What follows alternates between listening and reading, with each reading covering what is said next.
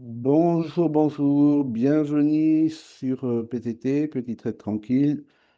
Donc, on va voir un petit peu ensemble ce qu'il en est au niveau donc, euh, de l'euro, qu'est-ce que je dis, de l'US 30, pardon.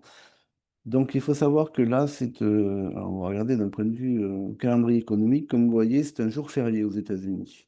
Donc, c'est la journée de Martin Luther King. Donc, il n'y a pas d'annonce économique.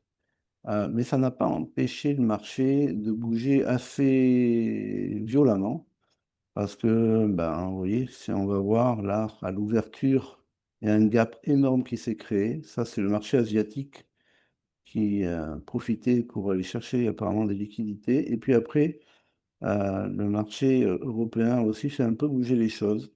Parce qu'il faut savoir, c'est que, moi, de ce que je sais déjà, parce que je l'avais repéré il y a un petit bout de temps, vous voyez, c'était le 5 janvier, il y a une grosse liquidité ici. Cette barre verte, là, c'est une énorme liquidité. Donc peut-être que ben, le marché va essayer d'aller la chercher. C'est pas une certitude du tout, mais peut-être que. Donc, en tout cas, ce qui est certain, c'est que on est bien à la baisse en journalier, hein, je répète en journalier, parce que effectivement, euh, si on regarde plus euh, à la baisse sur la journée, je veux dire, si on regarde plus ce qu'il fait sur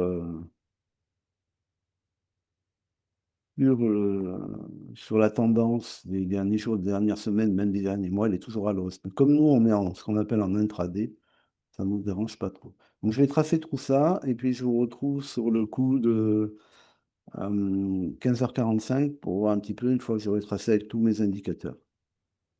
Voilà, comme prévu, on se retrouve donc euh, par rapport à mes indicateurs. Donc j'ai tout tracé. Alors là, vous le voyez. Hop, voilà, d'habitude, c'est ça que vous voyez. Donc voilà. Voilà. Donc bon, il n'y aura pas de trade aujourd'hui. Pourquoi? Parce que alors c'est un jour férié, hein, je crois que je l'ai dit tout à l'heure aux États-Unis. Alors il peut arriver que sur les jours fériés, ça bouge quand même. Thanksgiving, par exemple, l'année dernière, ça a bougé. Donc on pouvait trader.